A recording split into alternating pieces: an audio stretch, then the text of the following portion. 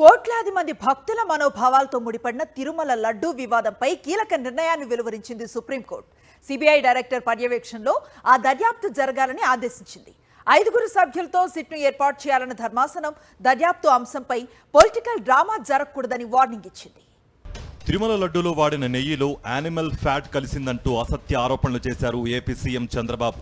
దీనిపై నిజాలు నిగ్గు తేల్చాలంటూ YSRCP MP YV Subbareddy, BJP MP Subramanya స్వామితో పాటు పలువురు సుప్రీంకోర్టును ఆశ్రయించారు. ఈ పిటిషన్లపై జస్టిస్ బిఆర్ గవాయ్, జస్టిస్ కేవి విశ్వనాథన్ ధర్మాసనం విచారించింది.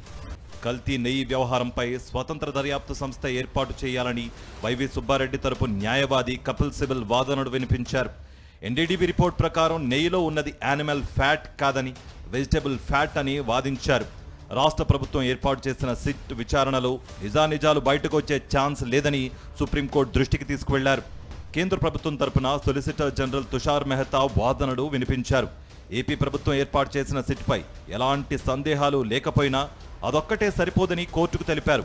కేంద్రం పర్యవేక్షణలో ఒక అధికారిని ఏర్పాటు చేస్తే మంచిదని అభిప్రాయపడ్డారు తుషార్ మెహతా.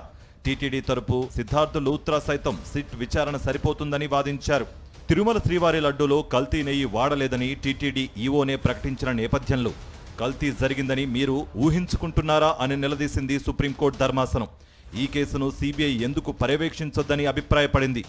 ఈ అంశంలో పొలిటికల్ డ్రామా జరగొద్దని భావిస్తున్నామని, అందుకే స్వతంత్ర సిట్ ఏర్పాటు చేద్దామని వ్యాఖ్యానించింది. సిబిఐ డైరెక్టర్ ప్రవీణ్ సూద్ పర్యవేక్షణలో 5 సభ్యులతో స్పెషల్ ఇన్వెస్టిగేషన్ టీం ఏర్పాటు చేసింది సుప్రీంకోర్టు. సిబిఐ నుంచి నియమితులయ్యే 2 అధికారులను డైరెక్టర్ నియమించాలని, ఏపీ ప్రభుత్వం నుంచి 2 అధికారులు, food safety and standards authority of India నుంచి ఒక అధికారి విచారణ టీంలో ఉండాలని ఆదేశించింది. కల్తీ నెయ్యి వివాదంలో విచారణకు ఎలాంటి కాలపరిమితి విధించని న్యాయస్థానం దర్యాప్తులో ఆలస్యం జరిగితే మళ్లీ కోర్టును ఆశ్రయించవచ్చునని మాత్రం సూచించింది.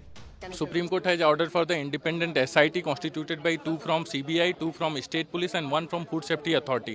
And Supreme Court has disposed of the petition by commenting that if there will be anything, you can again approach the court while during pendency of the investigation. ఒకవేళ లడ్డూ కల్తీ జరిగితే అది తీవ్రమైన అంశం అన్న ధర్మాసనం కోట్లాది మంది భక్తుల మనోభావాలను దృష్టిలో పెట్టుకుని స్వతంత్ర విచారణ కమిటీ ఏర్పాటు చేస్తున్నట్లుగా ప్రకటించింది.